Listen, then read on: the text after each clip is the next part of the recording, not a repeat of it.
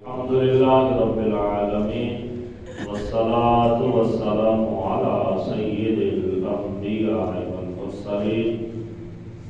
أما بعد فأعوذ بالله من الشيطان الرجيم بسم الله الرحمن الرحيم قل يا أهل الكتاب لم تكفرون بآيات الله والله شهيد على ما تعملون صدق الله العظيم. احبابی کی وقار آج ہمیں سورہ آل عمران کی آیت نمبر 98 پڑھنے کی سعادت حاصل ہوئی ہے. ہم انشاءاللہ مزید 3 آیات اس کے ساتھ آج کے مفہوم میں بیان کریں گے. اللہ جل شانہ ہم سب کو قرآن و سنت کا فہم عطا فرمائے. احبابی کی وقار ان آیات میں اللہ جل شانہ نے اہل کتاب کو مخاطب فرمایا ہے اور اہل کتاب کو یہ تنبیہ کی ہے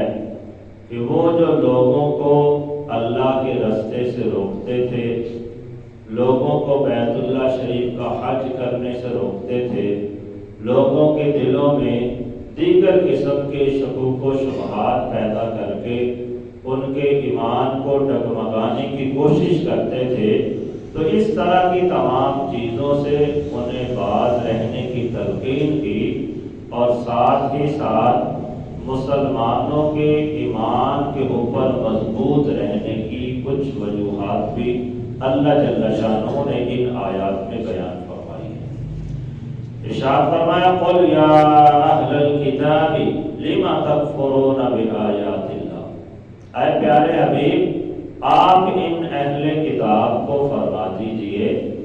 لما تکفرون بآیات اللہ، کہ تم اللہ کی آیتوں کا انکار کیوں کرتے ہو. واللہ شہید علی ما تعملون، حالانکہ اللہ تعالیٰ گواہ ہے تمہارے ان کاموں پر جو تم کرتے ہو. تو احباب کی وقار مفسرین کرام نے یہاں پہ بیان کیا کہ اس جگہ پہ بالخصوص اللہ تعالیٰ کی آیات سے مراد آقا کریم رؤوف الرحیم صلی اللہ علیہ وسلم کی ذات گرامی ہے. تو چونکہ اہل کتاب یہود و نصارہ وہ نبی علیہ السلام کا انکار کرتے تھے، حضور کی نبوت پر، حضور پر ایمان نہیں رکھتے تھے، تو نبی علیہ السلام کا انکار کرنا یہ اللہ تعالیٰ کی نشانیوں کا اور اللہ تعالیٰ کی آیات کا انکار کرنا ہے. تو اللہ جل شانہ نے اسے ہی بیان فرمایا کہ اے پیارے حبیب، آپ ان اہل کتاب کو ارشاد فرما دیں لما تکفرون بآیات اللہ، کہ اے اہل کتاب تم اللہ کی آیات کو، اللہ کی نشانیوں کا انکار کیوں کرتے ہو. واللہ شہید علی ما تعملون، حالانکہ اللہ تعالیٰ جو بھی تم کام کرتے ہو اللہ تعالیٰ اس پر گواہ ہے. رب تعالیٰ کو اس کے بارے میں علم ہے اور تم خود بھی یہ جانتے ہو کہ اللہ ہمارے ہر کام سے باخبر ہے. تو جب اللہ تمہارے ہر کام سے باخبر ہے، اللہ کو اس کے بارے میں علم ہے، تو پھر بھی تم باز نہیں آتے، اللہ کی آیات کا انکار کرتے ہو، اللہ کے پیغمبر کا انکار کرتے ہو. پھر اگلی آیت میں ارشاد فرمایا قل یا اہل الکتاب، اے پیارے حبیب آپ ان اہل کتاب سے فرما دیں اے اہل کتاب لما تصدون عن سبیل اللہ، تم اللہ کے راستے سے کیوں روکتے ہو. من آمن تبغونها عوجا، اور جو لوگ ایمان لے آئے تم ان کے دلوں کو ٹیڑھا کرنے کی کوشش کرتے ہو، ان کے ایمان کو ڈگمگانے کی کوشش کرتے ہو. وَأَنْتُمْ شُهَدَاء، حالانکہ تم خود گواہ ہو کہ وہ جس دین پر ہیں وہ دین برحق ہے. وَمَا اللَّهُ بِغَافِلٍ عَمَّا تَعْمَلُونَ، اور تمہیں اس بات کا بھی علم ہے کہ جو بھی تم کام کرتے ہو یا جو بھی لوگ غافل ہیں وہ جو بھی کام کرتے ہیں اللہ تعالیٰ ان کاموں سے غافل نہیں ہے. وہ اللہ تعالیٰ کی معلومات سے باہر نہیں ہے۔ تو جس طرح کے بھی تم عمل کرتے ہو، اللہ کو تمہارے کاموں کے بارے میں علم ہے، تو تم پھر بھی اللہ کے راستے سے لوگوں کو روکتے ہو، اور لوگوں کے جو کمزور ایمان والے ہیں ان کے دلوں میں شکوک و شبہات پیدا کر کے ان کے ایمان کو خراب کرنے کی کوشش کرتے ہو۔ ان کے دلوں کو ٹیڑھا کرنے سے مراد ہی مفسرین کرام نے یہ لیا کہ ان کے ایمان کو ڈگمگا دیتے۔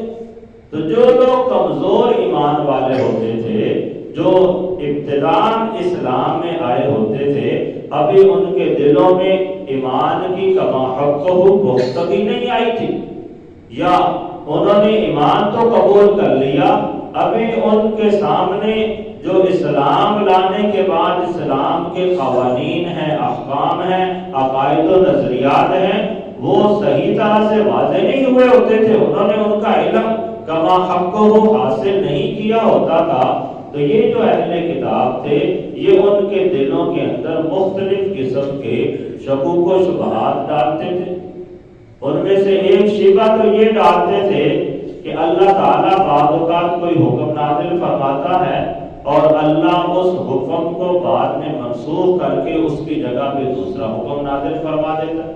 تو اس طرح کے معاملات میں یہ شکوک و شبہات ڈالتے تھے کہ دیکھو جی پہلے اور حکم دیا گیا، اب حکم تبدیل کر دیا گیا، یہ کیا بات ہوئی؟ یعنی اس طرح کی باتیں کر کے لوگوں کو ڈگمگانے کی کوشش کرتے تھے۔ پھر اسی طرح وہ جو اللہ نے ارشاد فرمایا کہ وہ اللہ کے راستے سے لوگوں کو روکتے تھے، تو مفسرین کرام نے بیان فرمایا کہ اللہ کے راستے سے روکنے سے مراد یہ ہے کہ وہ لوگوں کو بیت اللہ شریف میں جا کر حج کرنے سے روکتے تھے، بلکہ وہ چونکہ بیت المقدس سے عقیدت رکھتے تھے، اس لیے ان کی خواہش یہ تھی کہ لوگ حج کرنے کے لیے بیت اللہ میں نہ آئیں بلکہ بیت المقدس میں جائیں۔ اس وجہ سے وہ بیت اللہ شریف میں جانے والے لوگوں کو ڈگمگاتے تھے، ان کے لیے رکاوٹیں پیدا کرتے تھے اور کوشش کرتے تھے کہ یہ لوگ حج کی سعادت حاصل کرنے کے لیے بیت المقدس کی طرف جائیں۔ حالانکہ اللہ جل شانہ نے جو حج کی سعادت ہے اور حج کے جتنے بھی احکامات ہیں، ان تمام کو مکہ کے ساتھ خاص کیا،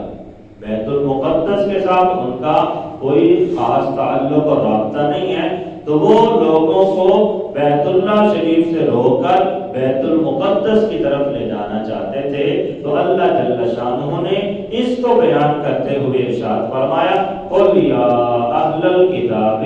اے پیارے حبیب آپ ان اہل کتاب سے کہیں کہ اے اہل کتاب، لِمَ تَصُدُّونَ عَنْ سَبِيلِ اللَّهِ، تم لوگوں کو اللہ کے راستے سے کیوں روکتے ہو؟ من آمن تبغونها عوجا، اور جو لوگ ایمان لے آئے تم ان کے دلوں کو ٹیڑھا کرنا چاہتے ہو، یعنی انہیں ایمان کے راستے سے روکنا چاہتے ہو۔ وَأَنْتُمْ شُهَدَاء، حالانکہ تم خود گواہ ہو کہ وہ دین حق پر ہیں، تمہاری کتابوں میں اس دین کی حقانیت موجود ہے، تم سب کچھ جانتے ہو، اس کے باوجود بھی تم لوگوں کو شکوک و شبہات میں مبتلا کرتے ہو۔ اور آگے مزید تنبیہ فرمائی، وَاللَّهُ بِغَافِلٍ عَمَّا تَعْمَلُونَ، اور یہ جان رکھنا کہ جو بھی کام تم کرتے ہو اللہ تمہارے کاموں سے غافل نہیں ہے، اللہ کی معلومات سے وہ باہر نہیں ہے، تو تمہارے ہر کام پر اللہ تعالیٰ کی نظر ہے اور بعد میں تمہیں اس کا خمیازہ بھگتنا پڑے گا۔ اس لیے تنبیہ فرمائی کہ ابھی سے باز رہ جاؤ۔ پھر آگے ارشاد فرمایا، یا ایھا الذین آمنوا، یہاں سے ایمان والوں کو خطاب ہو رہا ہے، پیچھے اہل کتاب کو خطاب تھا لیکن نبی علیہ السلام کے توسل سے تھا کہ اے پیارے حبیب آپ ان اہل کتاب کو فرمائیں، اور یہاں پہ رب تعالیٰ مومنین کو خطاب فرما رہا ہے، یا ایھا الذین آمنوا، اے ایمان والو، ان تطیعوا فریقا من الذین اوتوا الکتاب یردوکم بعد ایمانکم کافرین۔ مومنوں کو تنبیہ کی کہ اے مومنوں تم نے ان کافروں کی اتباع نہیں کی، انہیں تنبیہ فرمائی کہ ان تطیعوا فریقا من الذین اوتوا الکتاب، اگر تم نے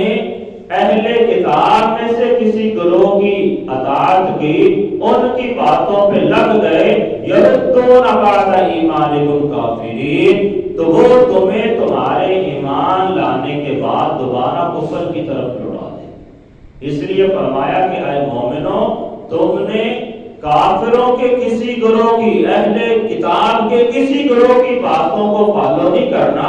ان کی اطاعت نہیں کرنی، ان کی فرما برداری نہیں کرنی۔ اگر تم ان کی باتوں کو ماننے لگو گے تو فرمایا یردوکم بعد ایمانکم کافرین، وہ تمہارے ایمان لانے کے بعد دوبارہ تمہیں کفر کی طرف لے جائیں گے، اور وہ اس وقت تک چین سے نہیں بیٹھیں گے جب تک تمہیں کفر کی دلدل میں دوبارہ نہیں پھنسا دیتے۔ پھر آگے ارشاد فرمایا وَكَيْفَ تَكْفُرُونَ وَأَنْتُمْ تُتْلَى عَلَيْكُمْ آيَاتُ اللَّهِ وَفِيكُمْ رَسُولُهُ، اور تم کیوں کر کفر کرو گے؟ وَأَنْتُمْ تُتْلَى عَلَيْكُمْ آيَاتُ اللَّهِ، حالانکہ تم پر اللہ کی آیات کی تلاوت کی جاتی ہے، وَفِيكُمْ رَسُولُهُ، اور تم میں اس کا رسول موجود ہے۔ اب یہاں پہ مزید مومنوں کو تنبیہ کی گئی کہ وَكَيْفَ تَكْفُرُونَ، اور تم کیسے کفر کر سکتے ہو، کیسے کفر کی طرف لوٹ سکتے ہو، حالانکہ اللہ نے تمہیں دو خصوصیات عطا فرمائی کہ وہ دو وجوہات ایسی ہیں کہ جو ہمیشہ تمہارے ایمان کو تازہ کرتی رہتی ہیں، اس وجہ سے تم کفر کی طرف نہیں جا سکتے۔ ارشاد فرمایا وَأَنْتُمْ تُتْلَى عَلَيْكُمْ آیَاتُ اللَّهِ، ان میں سے ایک بات تو یہ ہے کہ تمہارے اوپر اللہ تعالیٰ کی آیات کی تلاوت کی جاتی ہے، کہ آئے دن قرآن کی آیت تمہارے اوپر نازل ہوئی ہوتی ہے، تمہارے سامنے قرآن کی آیات پڑھی جاتی ہیں، اور قرآن ایسی مقدس کتاب ہے کہ جب اس کی تلاوت کی جاتی ہے تو بندے کا ایمان اور بڑھ جاتا ہے۔ اور آگے ارشاد فرمایا وَفِيكُمْ رَسُولُهُ، اور دوسری خاص وجہ یہ ہے کہ تمہارے درمیان اللہ کا رسول موجود ہے، جو تمہاری چھوٹے چھوٹے معاملات میں تمہاری رہنمائی کرتا رہتا ہے، تمہیں طرح طرح کے معجزے دکھاتا رہتا ہے، تو معجزات کے دیکھنے کی وجہ سے بھی بندے کا ایمان مضبوط ہو جاتا ہے۔ پھر آگے ارشاد فرمایا وَمَن يَعْتَصِم بِاللَّهِ فَقَدْ هُدِيَ إِلَى صِرَاطٍ مُسْتَقِيمٍ، اور جو شخص اللہ کے دین کو مضبوطی سے پکڑے گا تو بے شک اسے سیدھے راستے کی طرف ہدایت دے دی جائے گی۔ تو تنبیہ فرمائی کہ اللہ کے راستے کو مضبوطی سے پکڑ لو، اللہ کے دین کو مضبوطی سے پکڑ لو، اور جو بندہ اللہ کے اس دین کو مضبوطی سے پکڑ لے گا، یعنی اللہ کے احکامات کے مطابق عمل کرنا شروع کر دے گا، تو رب تعالیٰ انعام یہ عطا فرمائے گا کہ اللہ جل شانہ انہیں ہدایت کے راستے پہ چلا دے، اور ہدایت کا راستہ ایسا راستہ ہے کہ جو بندے کو سیدھا جنت کے اندر لے جاتا ہے۔ تو رب تعالیٰ نے تنبیہ فرمائی وَمَن يَعْتَصِم بِاللَّهِ، اور جو بندہ بھی اللہ کے دین کو مضبوطی سے تھام لے گا، اللہ تعالیٰ کے احکامات کے مطابق عمل کرنا شروع کر دے گا، فَقَدْ هُدِيَ إِلَى صِرَاطٍ مُسْتَقِيمٍ، تو بے شک اسے سیدھے راستے کی طرف ہدایت دے دی جائے گی، یعنی رب تعالیٰ اسے جنت کے راستے پہ چلائے گا، اور ایک وقت ایسا آئے گا کہ وہ بندہ جنت میں پہنچ جائے گا۔ تو اللہ تعالیٰ کی بارگاہ میں ہمیں بھی کوشش کرنی چاہیے، دعا بھی کرنی چاہیے کہ رب تعالیٰ ہمیں بھی اللہ تعالیٰ کے احکامات پر کما حقہ عمل پیرا ہونے کی توفیق عطا فرمائے۔ اور یقیناً جب بندہ اللہ کے احکامات پہ عمل کرتا جاتا ہے، بندہ اللہ اور اس کے حبیب کے قرب میں آتا جاتا ہے، اور ایسے راستے پہ چلنا شروع کر دیتا ہے جو جنت کی طرف جا رہا ہے۔ تو جیسے بندہ کسی راستے پہ جب چل پڑتا ہے تو جتنا وہ چلتا جائے گا منزل کے قریب ہوتا چلا جائے گا، تو ایسے ہی جب بندہ اللہ کے احکامات کے مطابق عمل کرنا شروع کر دے گا تو وہ گویا کہ سیدھے راستے پہ، جنت کے راستے پہ چل پڑا، اب وہ جتنے اعمال کرتا چلا جائے گا دن بدن جنت کے قریب ہوتا چلا جائے گا، اور ایک وقت ایسا آئے گا کہ اللہ اسے جنت کی عظیم نعمتیں عطا فرما دے گا۔ اللہ تعالیٰ کی بارگاہ میں دعا ہے کہ رب تعالیٰ ہم سب کو عمل کرنے کی توفیق عطا فرمائے۔